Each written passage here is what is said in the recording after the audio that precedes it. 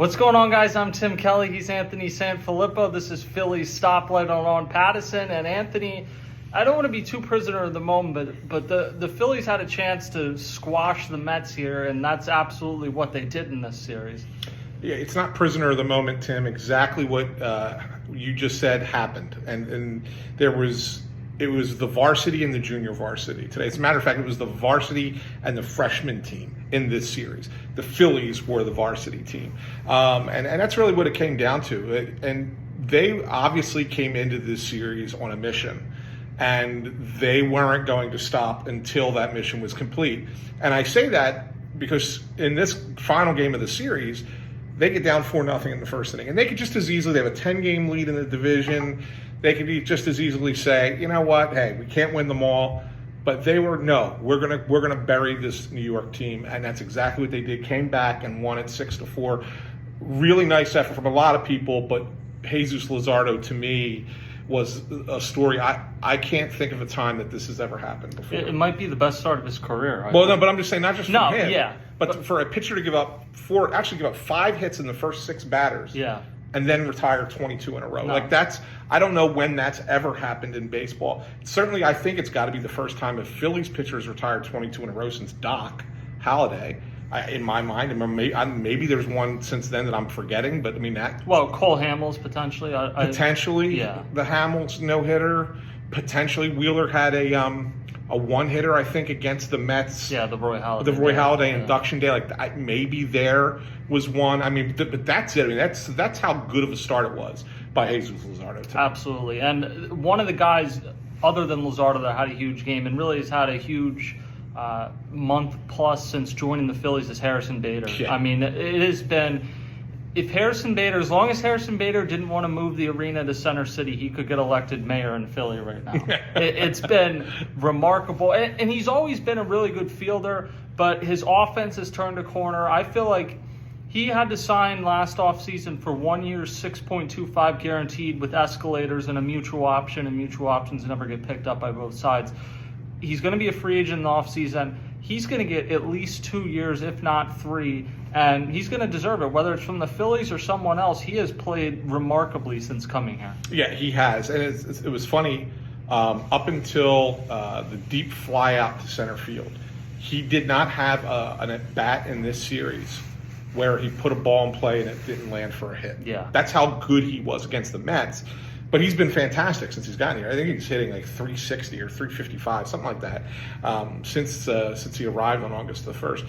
And not only that, he's created his ability to do what he's done in center field and be the constant in that outfield, has created a scenario, and credit Rob Thompson and the coaching staff for this, where the outfield is now a positive for this team, where earlier this year they were a negative. They were a negative up until the deadline. Yeah, absolutely. And now across the board, and now you have a situation where you have 5 guys, pretty much 4 primarily, but Weston Wilson mixes in sometimes, where you have 5 guys who are hitting collectively an OPS over 800, hitting 280, I think it was 282 as of last night, and then they had a few more hits tonight, so we've got to see what that averages. But collectively, they are working together, whether it's Max Kepler one night, or Brandon Marsh one night, or even Nick Castellanos, who's gotten hits in every start since he's become a platoon player.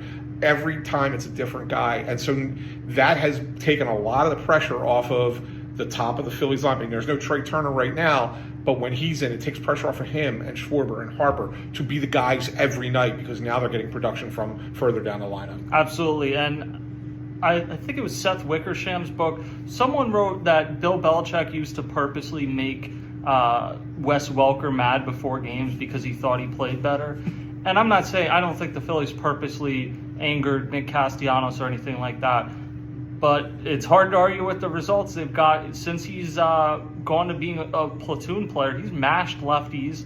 I mean, the defense, there's still going to be some shortcomings, but the offense has been significantly better, particularly on this homestand. But you're getting production out of him now. So it's going to lead to calls to he should go back to playing every day. But right now, I wouldn't mess with things, especially the way Max Kepler is playing right now. But certainly, it all comes back to Harrison Bader. He has been an anchor in the outfield since coming here.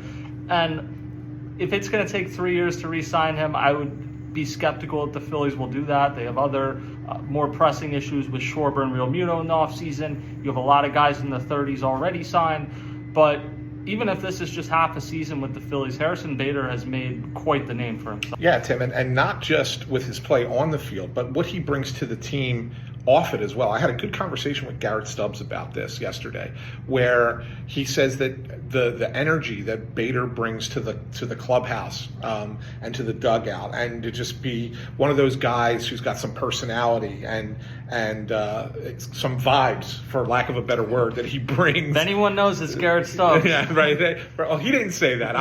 That was my word, not Garrett's. Rob word. Thompson said swagger, and he did clarify not to say that the Phillies didn't have swagger before, but no one was wearing hot pink and purple sleeves before. That's true. And the thing of it is that, and I asked Stubbs this, and he gave me sort of a half answer, but you could tell that he was agreeing with my question. And the question was that something that maybe was missing a little bit from this clubhouse this year, and that adding him and now bringing in Stubbs here after September 1st, does that kind of, does it matter? And he said, well, I wasn't here all year, but I'm a believer that does matter in a clubhouse, because when you're playing 162 games, it's tough to do it day in, day out. You need those guys who can lift people up and bring that energy and keep everything light.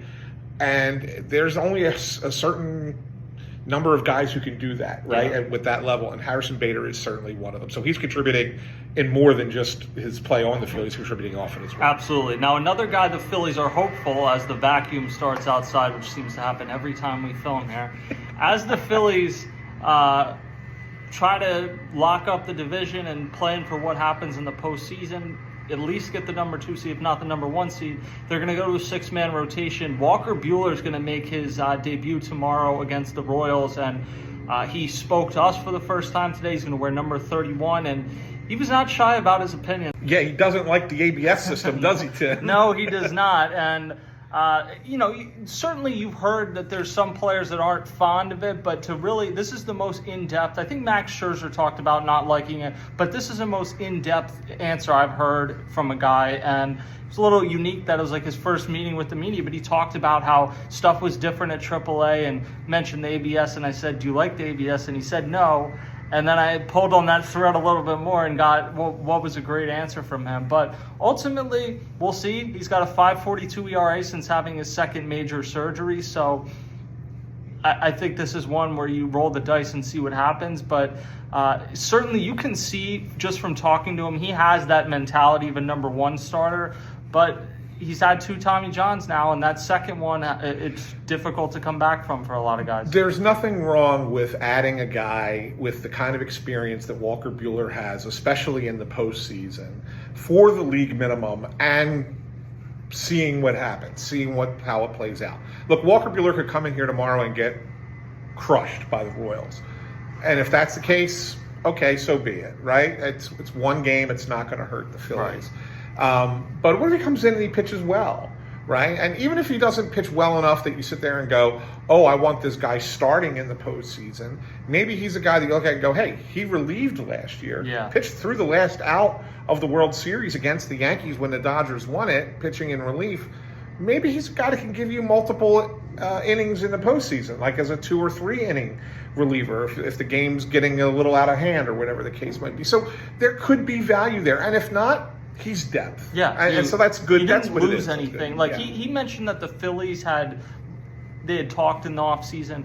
I based off of how he pitched last year, I was blown away by the amount of money that he got from the Red Sox, and obviously it didn't work out.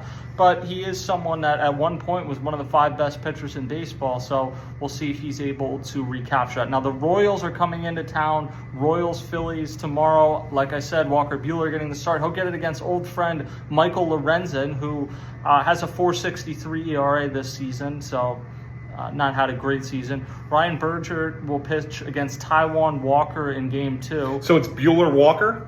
It is. It's Buehler-Walker, not Walker Buehler, as Rob Thompson clarified. And I think this is kind of a big moment for Taijuan Walker, because I was out there in Kansas City last year, and I did not think Taijuan Walker was going to make another start for the Phillies after that Kansas City start. So kind of a full circle moment for him if he's able to have success. And then Noah Cameron goes against Aaron Nola in Game 3. What kind of stands out to you in this series? Well, I mean, in a sense, it's like three right-handed pitchers who are trying to figure out which one's going to pitch Game 4 of a series if the Phillies need them, right? And really, that's what it's come down to. I still think Aaron Nola's, he's the leader in the clubhouse for this, as long as he doesn't blow up again. And he had a great start against the Mets in the first game of the series, and so maybe if he does that again against Kansas City, and then you see him again the following weekend, and he's got 3 starts left. If he continues to show consistency and command, really commanding that fastball, and then adding that changeup in a little bit more, he's kind of abandoned the cutter for the most part, other than the one that he threw to Juan Soto to strike him out. It was the only cutter he threw the entire game. But if he goes with those 3 pitches and he's having success with them, then I think that Aaron Nola is probably going to be the guy. But I think that's what stands out to me. It's really those 3 guys are trying to pitch for a starting spot in the postseason for the Phillies. As for the Royals, I thought that this team would be a lot better than they are. And they're game over 500. They lost again today to Cleveland.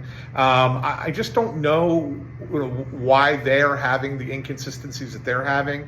Their starting staff is not the greatest, but it's not terrible either. Their outfield is so bad. Yeah, it's not good. Caglione hasn't had the impact. Yeah. Isbell's a really good fielder, but they just have, and they didn't last year. They were so reliant last year on 2 guys in Witt and Salvador Perez. Salvador Perez is a 35-year-old catcher. He's taken a step back this year. Michael Garcia's had a great year for them, Yeah. and Bobby Witt has had. It's weird, like. For no other player would a 7-WAR season feel like a letdown, but after he had like an 11-WAR season last year, it does feel like he's come back to earth a little bit, even if it's a top 5 MVP season. The guy that has really had a good year is former Philly Carlos Estevez, who was an all-star, leads baseball with 39 saves. I certainly still think the Phillies are better off with Joan Duran, but Estevez has pitched very well for them. Yeah, and it'll be fun to kind of catch up with him. Really good guy. Great guy. Yeah, really, really fun guy. But yeah, he's been great. He's been great for them. And, the Royals have always been a team that they're a mid-market, small market, whatever you want to say, franchise. So they're obviously not competing for the superstars and free agency like the other, the big market teams like the Phillies. So what they try to do is they try to build around bullpens and around, on the edges where, the bench and things like that, and they, depth. Like, that's kind of what they do. And they've had some success with it. So they won the World Series back in 2015. And I think that they're still doing that, and that's kind of right why they're still in the race. I just thought that they'd be a little bit better than they are. So I think that this is a good matchup for the Phillies. You look at the pitching matchups, and I think that they're probably going to win this series. There's a chance, if things go right, that they could actually clinch everything. Up to the division, a playoff spot in the division, before they leave for Los Angeles. Well, and Anthony, who's going to Los Angeles next week, is low-key hoping for 2 losses this weekend, just so the Pattison didn't flush money down the drain, sending them to Los Angeles. I'm not hoping for 2 losses. I'm just hoping that they don't clinch the playoff berth until they're in LA. Otherwise, why am I out there? Right, absolutely. Yeah. No, it'll be a fun weekend here, and on Pattison we'll have every Phillies game the rest of the season covered. So exciting times. That's going to do it for this episode, which took about 10 takes to film. I'm Tim Kelly. We need to put the outtake out at some point. Yeah, we'll see. We'll get Grace on that. We'll talk to you guys next time.